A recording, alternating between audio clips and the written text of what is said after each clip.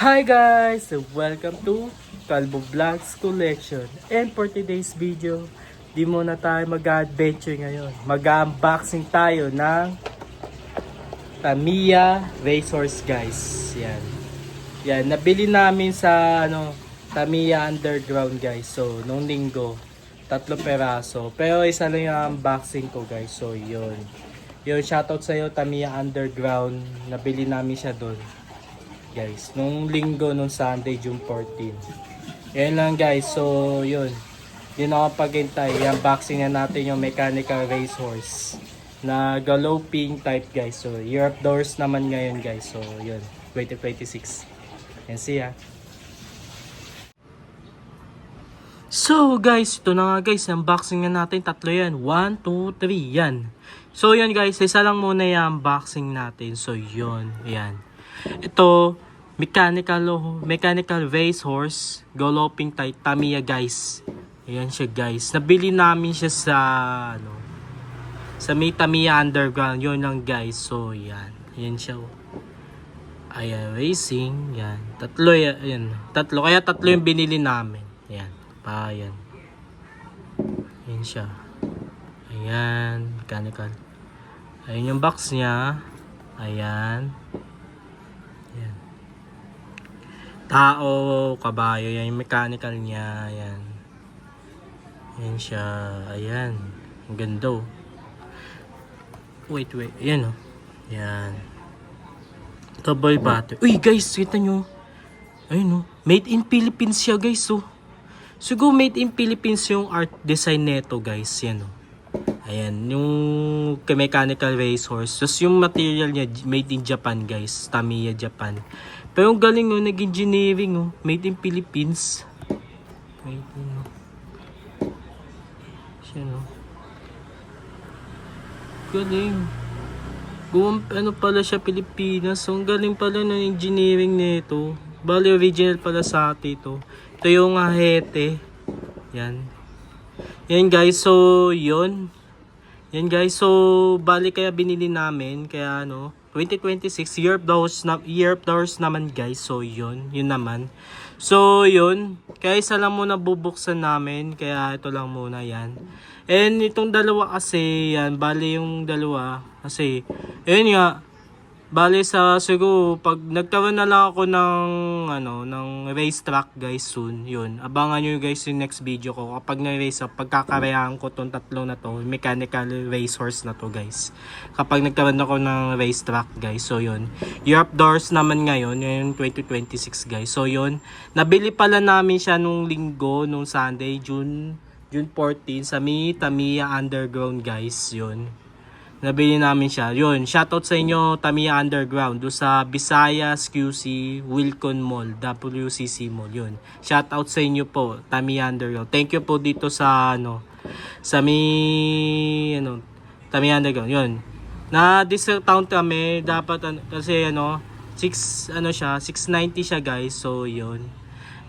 Yun. Binigay ng 2K yung tatlo na to. Yun, thank you talaga sa inyo. Shoutout again, Tamiya Underground. Maraming salamat dito. So yun na guys. Buksan na natin guys. Tignan na natin loob, yung mga laman nito. Yan. May motor pala siya. Siguro yung motor na to, Mabuchi motor lang. Ayun, may kasama siyang screw. Yan, buksan na natin. Yan yan. Oh, yeah.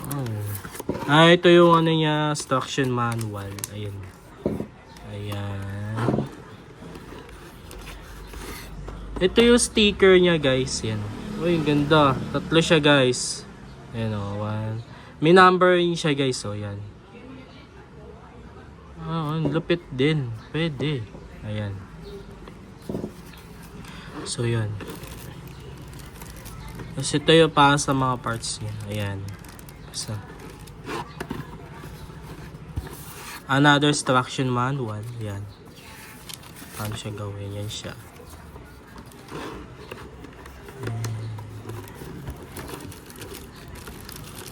Ayan. Ito yung mechanical racehorse na gagawin guys. So yan. Ay, nahulog. Ayan.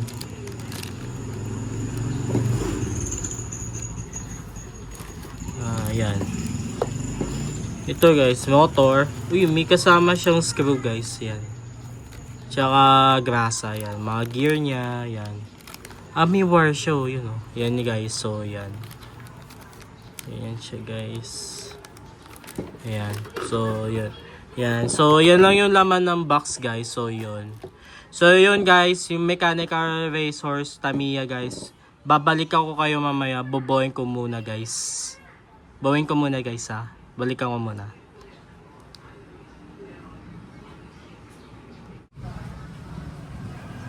So guys, to na nga. Nabuo ko na nga siya guys soon. Inabot ako na 3,000 years. Grabe. Yan yan guys. So yun, nabuo ko na siya. Yung mechanical racehorse guys. Galloping type yan. Imbis na blue, yun, ginawa ko siya red sticker. Yan. Favorite ko yung kulay na red. Yan. Yan guys, so. Grabe, nakabot ako ng 3,000 years. ST3Rs. Yun guys. Yan. Ahente siya. Yun. Yung dalawang isusensi, sabi ko nga kanina, hindi ko muna bubuksan. Kapag nagkaroon na siya ng racetrack, para dito magkakarera. Pang same lang siya na size ng Tamiya ng 4-wheel drive. Pwede siya pang karera. So yun guys. So yun. Yun nga guys. So year of the horse siya 2026 ngayon taon guys. So yun. Yun. Kaya binili namin to. Sa may Tamiya Underground ngayon. 690. Pero nakuha namin itong tatlo. 2K lahat yun. Thank you sa inyo. Shoutout again. Tamiya Underground. Thank you yun. Maraming salamat dito. Sa Mechanical Racehorse Tamiya. Yun. So yun guys. Ayan. Lalagyan na natin siya ng battery. Yan. Yan. Isa lang pala siya. Bali yung battery niya. AA battery ito. Yan, gagamit tayo ng Fujitsu White. Kung gagana siya guys. So, excited na ako. Okay. Lagay na natin. Oops. Yun. Kasya. Ito yung switch niya. Ito yung mas may... guys, medyo... Di ko siya may recommend sa bata. So, yung may recommend ko siya sa mga 15 years old pataas. Kasi, medyo siya dito. Mechanical robot siya guys. So, yun. So, yun. Nagalagyan ko na ng battery. Try na natin, guys. I-on na natin. 1, 2, 3, go. Uy! Angas yan, oh. Ayan. Kita nyo yan siya. Ayan. Tumatakbo siya. Ganyan lang siya. Ayan. Ganda yan. Kuyot, no? Pang lang, yung motor niya siguro mabochi motor lang. Tamang lakas lang yan.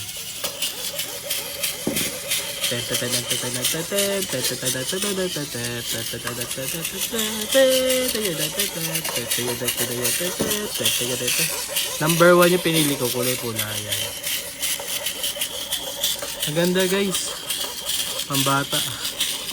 Perfect for the kids siya. Sa mga bata. Pero kung may bata kayo, pabuo nyo na lang sa mga kuya nyo, sa mga dati tito nyo, yan, sa mga magbuo, sa mga expect nyo, sa Tamiya, yan. Maganda siya guys, panalo. Recommend ko siya sa kids talaga, ang bata.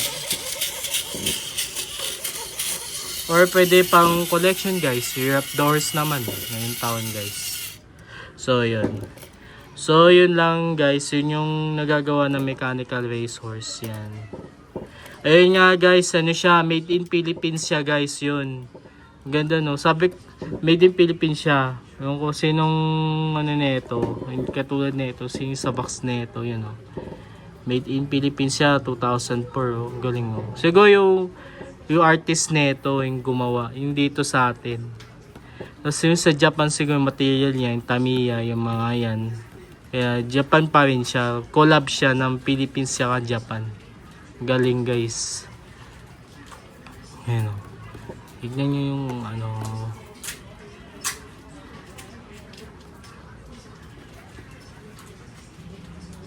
Yun. Gabe. Galloping type. So yun. Robot siya. Bale robo crop siya. Pang matututo ka magbuo, pang din knowledge din to, maganda rin bumili nito guys. Para makakapagbuo ka, yung may parang siyang Lego rin guys. bukod sa mga Tamiya na 4-wheel drive, ito rin, gumagawa din sila ng mga ganito, robot mechanical with motor guys. So yun lang guys, so yun lang, dito nagtatapos. So yun na nga guys, nag-enjoy ba kayo sa unboxing natin ngayon? Yung mechanical racehorse Tamiya guys, nabili namin sa Tamiya Underground guys.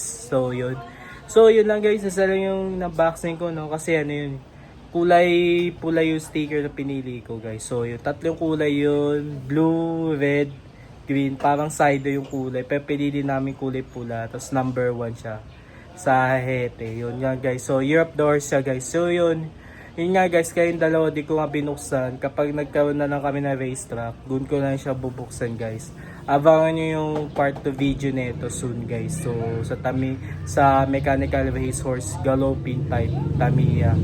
So yun lang guys, yun diba, ako yung mechanical kanina, gumagalaw siya guys.